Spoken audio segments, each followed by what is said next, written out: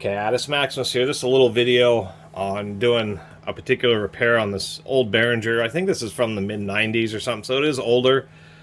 Probably getting to the point to where the electrolytic caps could be using replacement, but it's a German-made rack mount, I guess professional crossover. It's either a high and low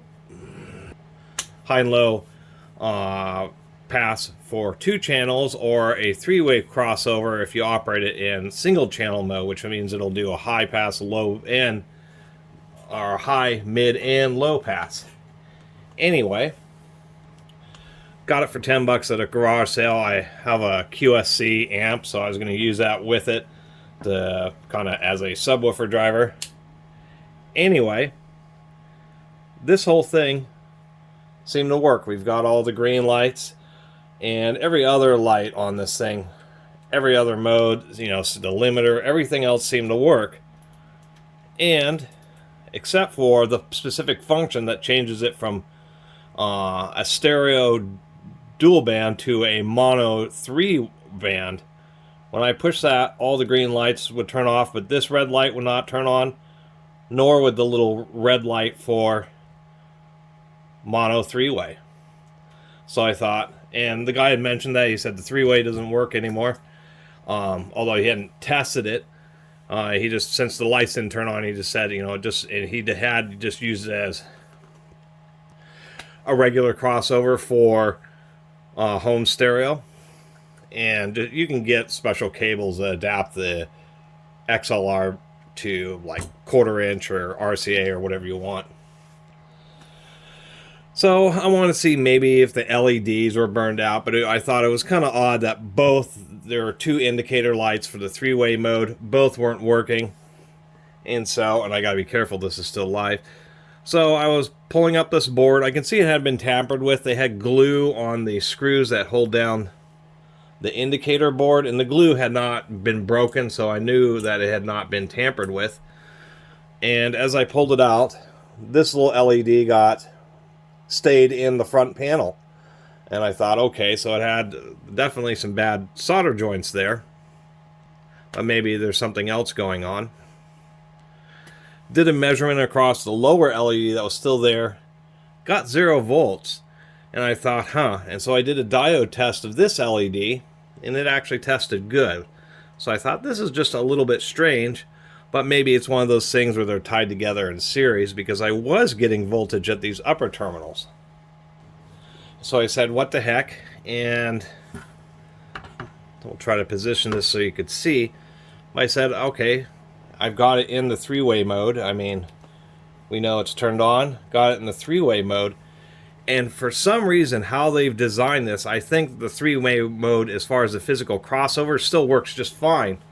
But all these indicator lights, and you'll see what happens here in a second, are all dependent on this one LED to be connected. I don't know if they're all in series, because I was measuring 17 volts, but when I connect this LED, it kind of makes sense because of the voltage drop. Because watch this, when I just touch this LED here, if I can get,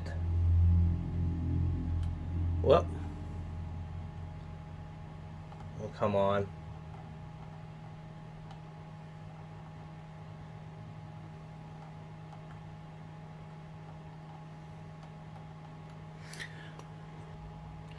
Here we go. What's interesting is you can see it.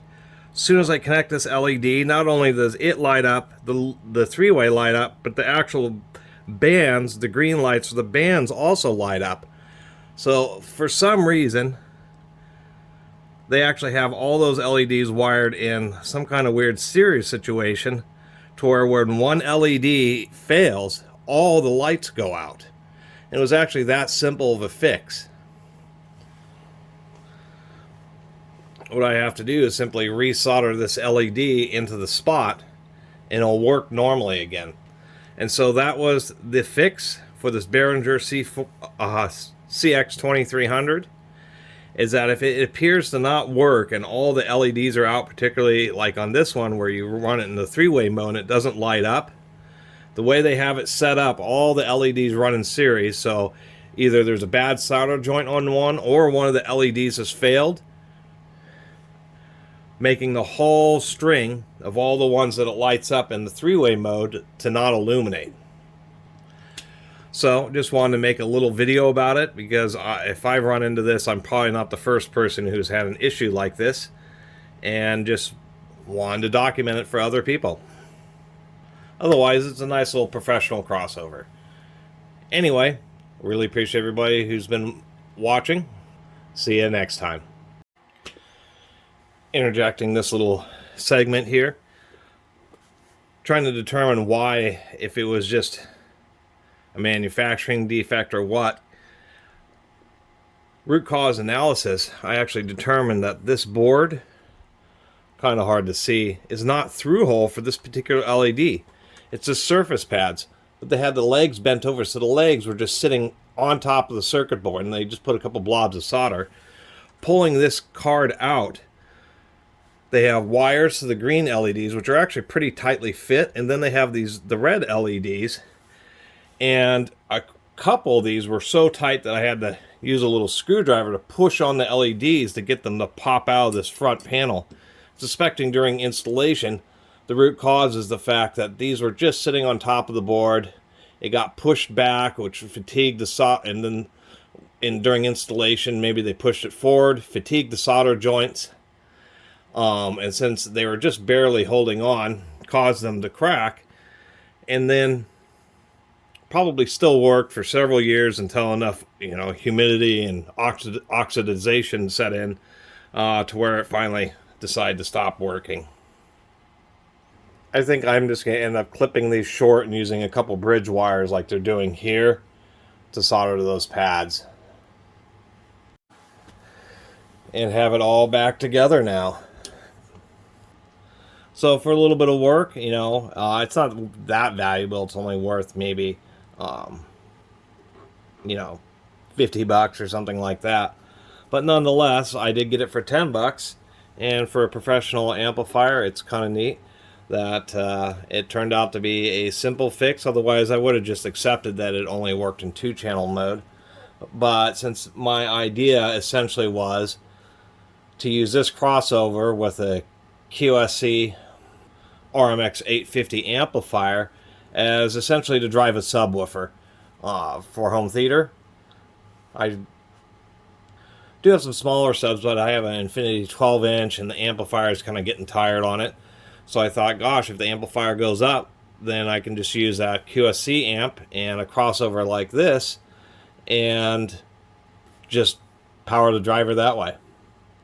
It would be grossly overkill, but it would be all the power I needed, and it's just kind of neat to be able to find that it's actually just turned out to be solder joints, although the repair itself was a bit of a hassle.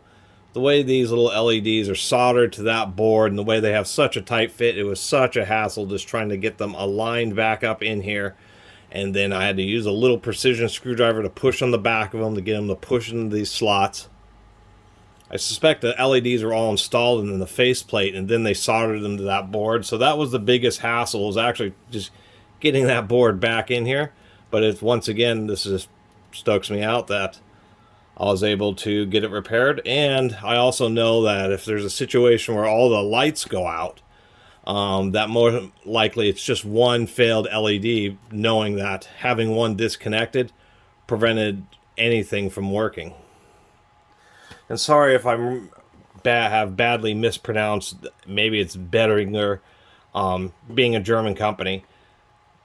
I can't even pronounce my own name correctly, so sorry about that. They do actually still make this unit, but it's like a Pro and they V2s, and which is actually kind of nice to know that it was a solid enough product for them to still make it in current generations.